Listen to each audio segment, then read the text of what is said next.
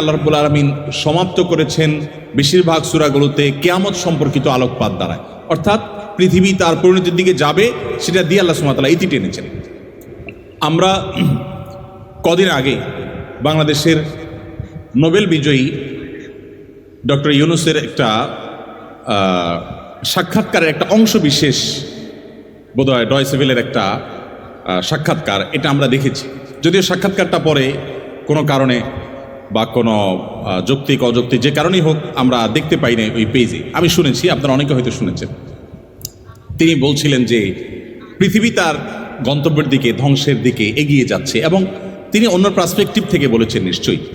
কিন্তু আল্লাহ রাব্বুল আলামিন যা বলেছেন সেটি আমাদের সবাইকে উপলব্ধি করতে হবে এবং সেই গন্তব্যে আমাদের যেতে হবে। আমরা যাচ্ছি সেদিকে। পৃথিবী যখন তার গন্তব্যের দিকে বা সৃষ্টি জগৎ যখন তার গন্তব্যের দিকে এগিয়ে যায়, তখন যত বেশি এগিয়ে যাবে ঈমান মানুষের জন্য ধরে রাখা তত কঠিন হবে। আমরা সেরকম একটা সময় পার করছি। আমাদের বাপদাদারা যারা ছিলেন তাদের ঈমানের যে অবস্থা ছিল, তাদের মধ্যে সততা যে পরিমাণে ছিল, আমাদের মধ্যে সে পরিমাণ নিশ্চয়ই নাই।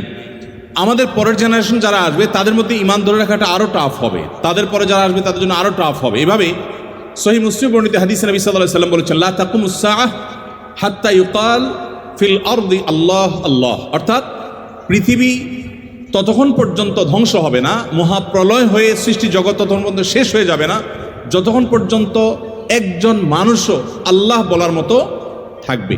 তার মানে পৃথিবী থেকে একটা সময় ইমানদার কমতে কমতে, বিশ্বাসী মানুষ কমতে কমতে এমন একটা পর্যায়ে চলে যাবে যেটা জিরোতে চলে যাবে, কোনো বিশ্বাসী মানুষ থাকবে না।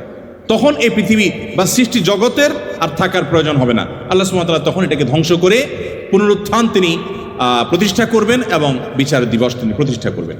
তো পৃথিবী যেহেতু তার পরিণতির দিকে আগাচ্ছে, এই সময়টাতে ঈমান ধরে রাখা অত্যন্ত টাফ এবং সহজ।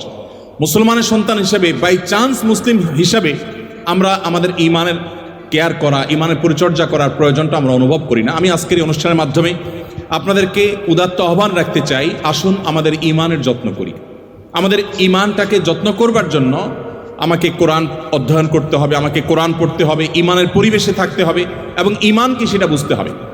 আপনারা আলহামদুলিল্লাহ, যেটি আমি বলছিলাম, আপনারা সবাই বাংলাদেশের ভবিষ্যৎ, আপনারা সবাই এই পৃথিবীর ভবিষ্যৎ।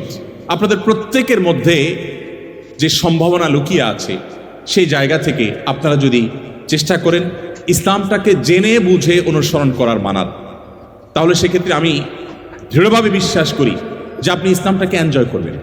আমি একটি কথা থেকে অন্যদিকে গিয়েছিলাম যে এক ভদ্র মহিলা আমার কাছে এসছেন ইসলাম গ্রহণ করবার জন্য। আমি তাকে জিজ্ঞাসা করলাম, এফিডেভিট সব কমপ্লিট করেছেন এবং আইনি সমস্ত পদক্ষেপগুলো শেষ করেছেন, বললাম যে আপনি ইসলাম কেন গ্রহণ করবেন? যারাই আমার কাছে এই টাইপের আসে আমি জিজ্ঞেস করি, কারণ আমার তো জানা আছে যে বাংলাদেশের আমাদের মানুষের প্র্যাকটিস দেখে তো তার ইসলাম গ্রহণ করার কথা না, আরও ইসলাম থেকে পালানোর কথা। কেন গ্রহণ করেছেন? তো তিনি বললেন, ইসলাম সম্পর্কে আমি বই পড়েছি, এই বই আমাকে প্রভাবিত করেছে। আবার কোনো কোনো ব্যক্তিকে আমি দেখেছি, তাদের ব্যক্তিত্ব দেখে, নিশ্চয়ই সেরকম ব্যক্তিত্ব খুবই কম, দেখে আমি প্রভাবিত হয়েছি। গোটা পৃথিবীতে আপনারা বিশেষ করে পশ্চিমা দুনিয়ার খবর রাখবেন নিশ্চয়ই, সেখানে প্রতিদিন ইসলামে আসা মানুষের সংখ্যা বেড়ে চলেছে এবং পুরুষদের চাইতে মেয়েদের মধ্যে ইসলাম গ্রহণের সংখ্যা অনেক বেশি, প্রবণতা অনেক বেশি। কেন? যেখানে নারী অধিকার নিয়ে এত কথা বলা হয়, নারীদের অধিকার দেওয়ার জন্য এত আয়োজন নেওয়া হয়, এত উদ্যোগ নেওয়া হয়, সেই সমাজে কেন, সেই সমাজের নারীরা কেন ইসলামে আসছে এবং সেখানকার মুসলমানরা কেন ইসলামে আসছে, এই বিষয়টা নিয়ে আমি একটু স্টাডি করার চেষ্টা করলাম। আমার কাছে দুটি জিনিস পরিষ্কার হয়েছে। নাম্বার এক, তারা কোরআন পড়ে।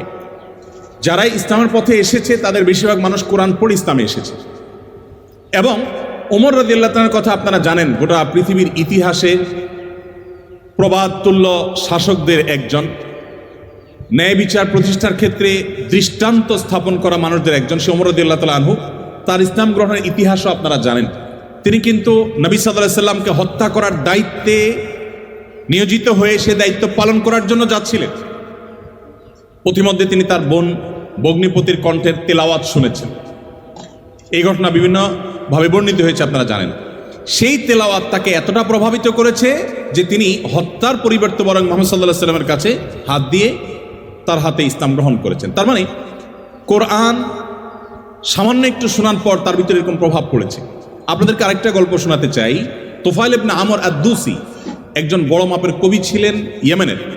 শুধু বড় মাপের নয়, আমরা জাতীয় কবি বলে তখনকার জাতীয় কবির কালচারিভাবে ছিল না, যদি থাকতো হয়তো তিনি ইয়েমেনের জাতীয় কবি থাকতেন তখনকার। তোফাইল ইবনে আমর আদ-দৌসি, দুস ওনার গোত্রের নাম। উনি যেহেতু বড় সাহিত্যিক এবং কবি ছিলেন, এবং সেই সময়ে কবি সাহিত্যিকদের অনেক কদর ছিল। বড় বড় রাজদরবারগুলোতে কবি সাহিত্যিকদেরই পদচারণা সবচেয়ে বেশি ছিল, এবং সবচেয়ে বড় পুরস্কারগুলো তারাই জিততেন। প্রশংসা করে রাজাদেরকে বিভিন্ন কবিতা, বিভিন্ন পংক্তি, বিভিন্ন লেখা এগুলো উপহার দিলেই পুরস্কার পেতেন। তো তোফাইল ইবনে আমর আদ-দৌসি যেহেতু সাহিত্যিক ছিলেন, ভিআইপি ছিলেন, তিনি মক্কা উমরা করতে এসেছেন। মুহাম্মদ সাল্লাল্লাহু আলাইহি ওয়াসাল্লাম তখন গোপনে ইসলাম এর দাওয়াত দিচ্ছেন। মক্কায় আসার পর তার বন্ধুবান্ধব যারা মক্কায় ছিলেন কবি সাহিত্যিক, তারা বললেন, দেখো আমাদের এখানে তো একটা লোক তার কথা শুনলেই মানুষ তার জাদুতে আক্রান্ত হয়ে যায়, বাপদার ধর্ম ছেড়ে দেয়।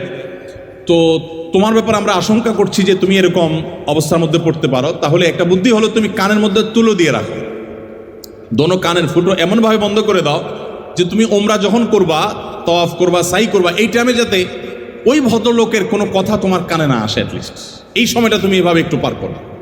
তিনি তাদের পরামর্শ অনুযায়ী দোনো কান বন্ধ করে ফেললেন, এবং তিনি ওইভাবে কিন্তু ওমরার কাজ শেষ করলেন।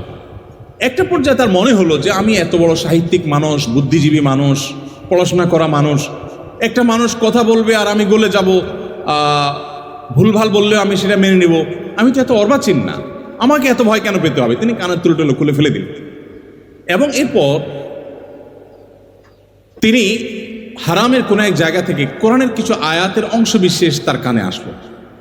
আসার পর তিনি সাহিত্যিক মানুষ, বুঝলেন যে এটা তো এই মানের ভাষা, এই মানের সাহিত্য, এটা তো কোনো মানুষের রচনা হতে পারে না, বা এই ধরনের রচনা তো আমি আগে পড়ি নাই, এটা তো একটু ব্যতিক্রম মনে হচ্ছে।